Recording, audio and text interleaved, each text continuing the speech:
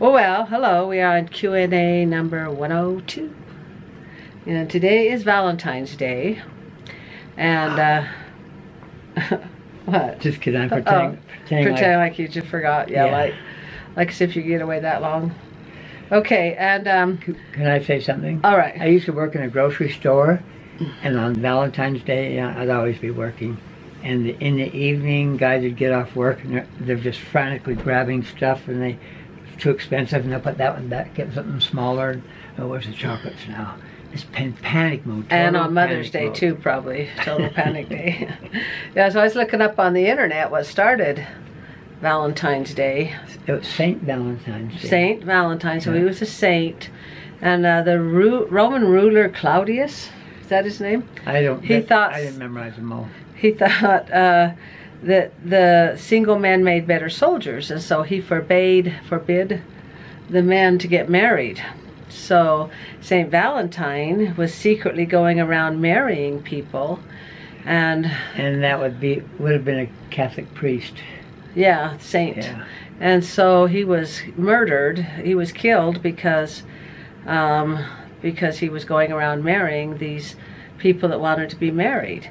And then they did something with a goat and a dog. They would get the blood and they'd put it on the hide of the goat, and they'd go around and they'd hit the women with it, and the women didn't mind being whipped with it because that means they'd be more fertile for next year.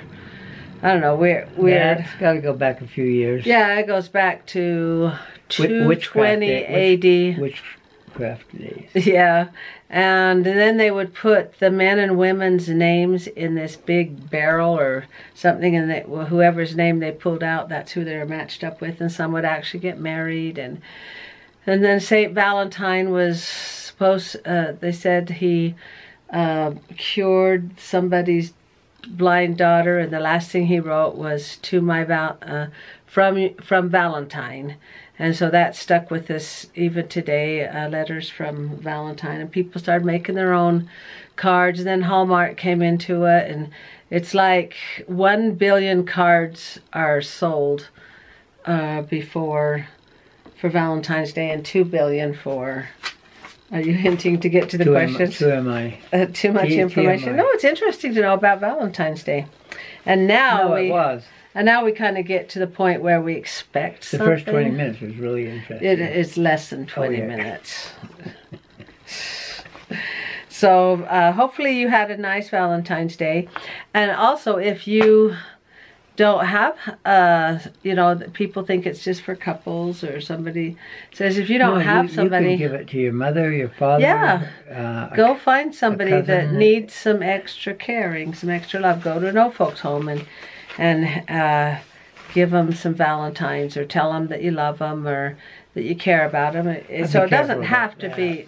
Because they might get a crush on you. Okay, that you care about them. Yes, that's much better. And it doesn't have to be a lonely day. You can make it the day you want it to be. And it's not just for lovers. Okay, so we'll go ahead and get to our Q&A. Okay, Bonnie Barber, did your mom have to wash clothes by hand when you and your siblings were little? And... Well, you have a washing machine out back. I think when you were young, they had the wringer. The wringer washers. Yeah. My uncle... So it did have something that... My uncle would say washers. Flipped around, but then... it was electric. But before, when you hand washed them, like on a washboard, that was before... Yeah, we didn't do washboards. Yeah. We didn't do washboards. I would say the extreme poverty people living in the mountains. Washed by hand. Okay, and then we'd hang them out on the clothesline. And it was funny, during the winter, we'd bring the washer inside and wash the clothes, and we'd have washer, and plug it in, and then load it up, and then you'd put it through the wringer side, and it'd go into the rinse side. Then you'd throw them through the wringer again, and then you'd hang them outside to drip, and in the winter they'd just be frozen. And then you'd bring it, after they were done dripping, you'd bring them inside to finish drying, so that you could wear them. It's a washer machine is something I really appreciate today. And then also Barney because I said washer. Also, Bonnie, she says she really loves the song at the end of the video. She really liked the song. It says, it's a song that I wrote. It's called Broken Heart. Says she said she really liked that, and she wants to know when we're going to do another giveaway. So I'm going to do a giveaway at the end of the video today, since it's Love Day. And you don't want to have, in some countries have it Lovers Festival. China calls it Lovers Festival. Yeah, just let me know if you want to win. I'll give away, I'll just give 2 CDs, My Sister and Me. That rhymes. Got it. Okay. Okay, read Kim at the end of the, so comment below if you want to win that. Okay. K-Y-M, Kim. Interesting spelling. Boy, He likes to guess the origin of the name. It could be, I think it's in Eastern Europe someplace. Could be Slavic, you know, like former Yugoslavia or Russia, or just a Slavic language. But, okay, I'd say Kim Kalibas. Okay. Where did you send to get your picture quilt done at? Do you have a favorite place? You can probably answer that right now. Go ahead and finish. Which blanket do you order from Walmart, and when do you order them, or does it matter? And I am wanting to make a wedding quilts. Yeah. So. I just ordered it through Walmart. They always seem to be the easiest and best. What do you call it? Picture quilt. Okay, picture quilts. Yeah. Yeah, and she's gonna. Kim says she's going to do a wedding quilt. So she's pretty excited about that. But you just upload your pictures on the computer, and then you design the quilt how you want. And I went through Walmart, or you can do Costco, but I liked Walmart better because they mail it right to your house. And I don't know, I've just always gone that way. So good luck with that quilt. Okay, Martha Humphreys, what do you recommend for those of us who do not have a serger? Good question. You made me a shirt, totally without a pattern or yeah, a sewing machine. The original is just stitched with a needle and thread. That'd drive me crazy. But that's how they used to do it. And they'd make those fancy dresses. It had to have taken weeks to make their costumes, their outfits, their dresses. But if you don't have a serger, you do a zigzag stitch, and that stops it from fraying. So that's how you can do your stitching. Did you ever, related to that, did you ever hear the song, Lady lost her bustle, her bustle, her bustle? Uh-oh. No, bustle is part of the dress. I know what a bustle is. It'd make their bum look bigger. But it's such a cute song, though. Yeah, it's cute. Go ahead and sing it. No, I'm done. Oh, you don't want to sing it? Come on, that's all I know. Oh, Lady lost her bustle. A gentleman, he found it. Oh, he found it. He found a gentleman. How embarrassing. In the ballroom. I can't remember after that. I'll look it up. And I probably got married and had a bunch of kids. I don't know. But that reminds me of my grandma Bueller. She said she was at a dance. I think it was my grandma Bueller. And she was dancing along, and her slip was slipping off. And she was having so much fun, that slip just slipped right down to the floor, and she kicked it to the side and kept on dancing. It's kind of like the junior high kids where they're sagging their pants. Oh, heavens. We don't want that to fall off. A slip falls off, you don't see anything, just the slip. True, that's true. So, just scare them. I thought it was cool when it made my head heavy. I thought it'd be fun, since we gave the history of Valentine's Day, to tell what attracted me to you, and what attracted you to me. Did I say that right? You go first. I don't know what you're going to say. I don't know what you're going to say. It's only been 43 years. No, we met at a Mormon dance, and Starlight something. Can't remember. Starlight, Starbright.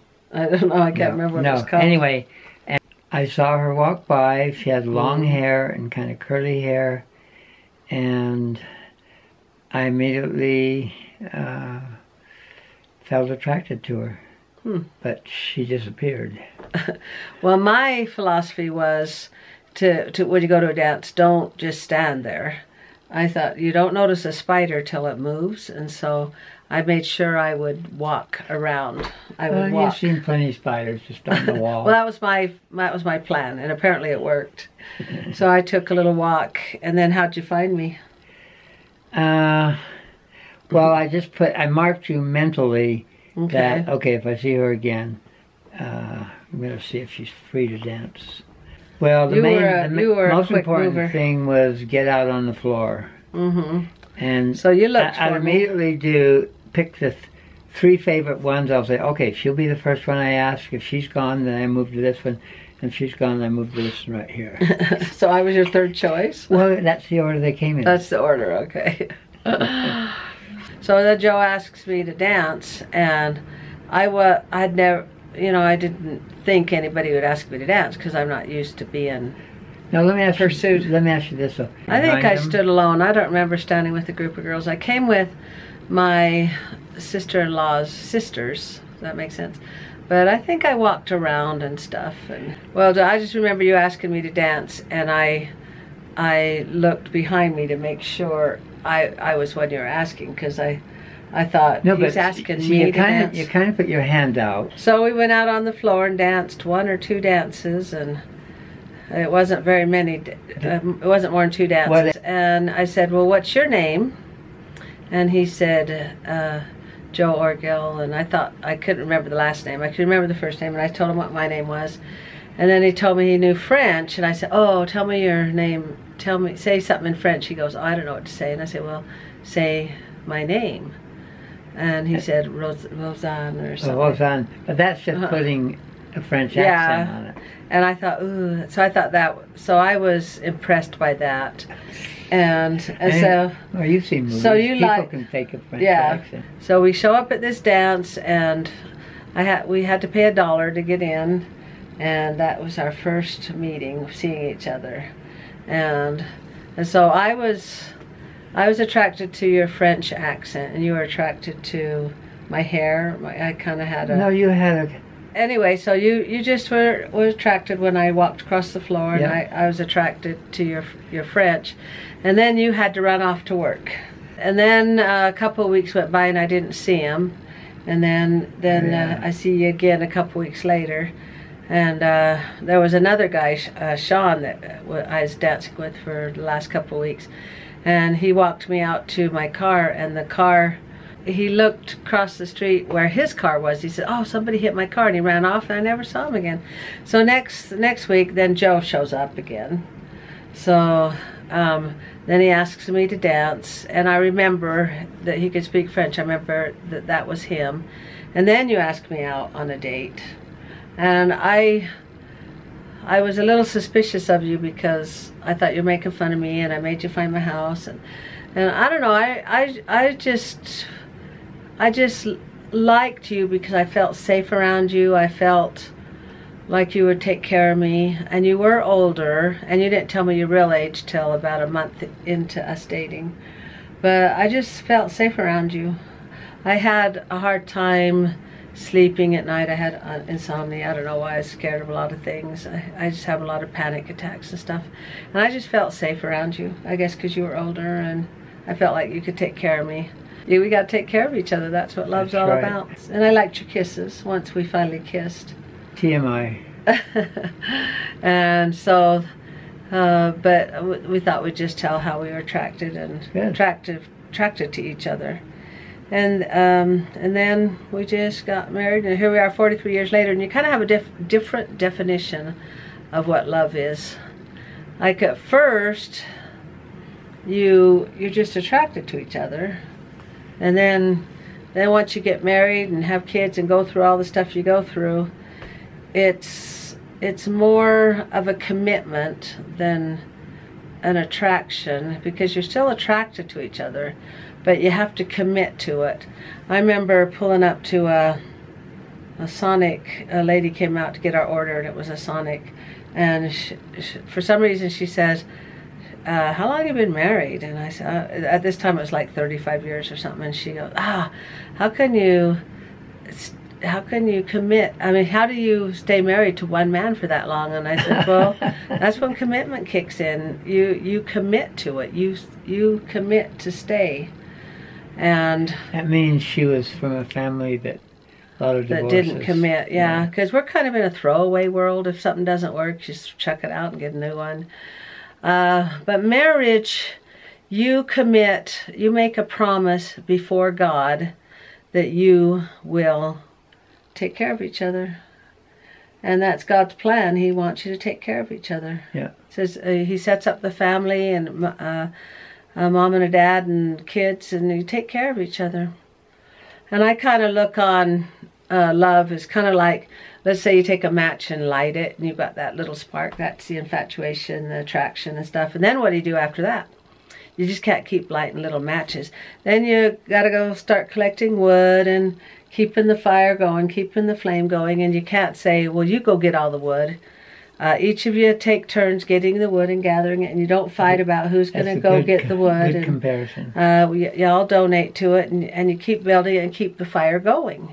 And it's, instead of just the little flame of a match, you've got a nice cozy fire going, and your children sit around it, and you sit around it, and you keep warm, and you're able to cook food, and you're able to take care of each other because you've got this cozy, warm fire going. And as soon as somebody starts saying, well, I'm not going to bring wood anymore, the fire's going to go out. But if the fire goes out, you can start it up again. You just start bringing the wood and get the match going. And a lot of people think, oh, it's over. It's over. We can't. There's nothing we can do. And I say, it's not over. And the song that Bonnie Barbara was talking about, Before She Was Yours, that's what I sing about in the song is you don't give up. You say, well, she's leaving. She's gone. Says, you go chase her down and you get her back, and you get, or chase him back, or whichever. Yeah.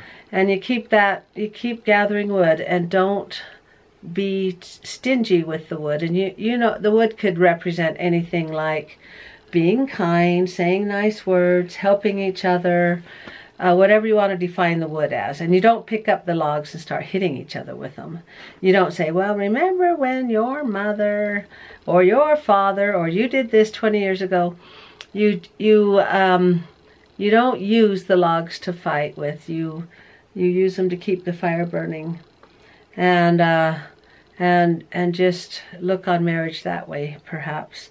But it's a commitment that you promise to take care of each other. And I read something once for people that are trying to fall back in love is act like you're in love, and pretty soon you'll start feeling it, and then you'll start feeling it. That's why actors and actresses fall in love with each other when they're put in a love scene, because they're acting at first, and then they start feeling it. And so couples can do couples can do that and say, oh, we're just acting. I'll go, well, good. Keep acting till you start feeling it, because you can fall back in love. And you know, they say falling out of love, falling into love. You make it happen. You don't realize you're making it happen when you're courting, because you're just so caught up in the infatuation and stuff. But you do a lot of work when you're courting. Yeah. And then when you get married, you think, I can sit back, relax, kick my shoes off, and not do any more log collecting. But no, yeah, keep that fire going. You can't expect one or the other spouse to do it all, because eventually they'll get too tired. They won't be able to do it all. You need to help, and you need to keep that fire going, and you can start it up again. You hear a lot of times of couples getting divorced and then remarrying later, years later down the road. They realize it's a lot easier just to stay together, especially when you have kids and stuff. But anyway, there's a quote from Abraham Lincoln. It says, choose your love, then love your choice. Good. That's just a really good quote, because you could choose your love, but then love your choice. No matter what it takes, you just make it happen. You think, well, it shouldn't be so hard to make it happen. And say, really? You want it to be easy? Like it says, well, when you're courting, it was easy. Easy go. Yeah. It said, when you're courting, it's easy. No, it wasn't. You got up and you washed that car, you worked so hard, you combed your hair, you brushed your hair, your teeth, you made yourself look pretty or handsome, and you planned things out. It just didn't seem like work. And when you get married, it's work. It's just the way it is, and it's worth it. The work is worth it. You just make it happen. And you think, well, love should be easier than that, and say, nope, it's a lot of work, but it's worth it. Is there a stupid Cupid out there? shooting arrows. We're getting kind of far No, apart here. Oh, yeah, and you owe it to your children. You owe it to stay together and control yourself. Don't be hitting each other, because that's, you know, don't be cheating on each other. Just stay with the one you got. That's another song that Shania Twain says, dance with the one that brought you. Anyway, we're going to go ahead and close and just let you know that we really appreciate your questions, and we love answering them, and we love and it isn't all easy street. And thanks for liking, commenting, and subscribing, and good night, everybody. It was a me and one that I would find you. It was a me and one you'd be mine. It was a me and one that you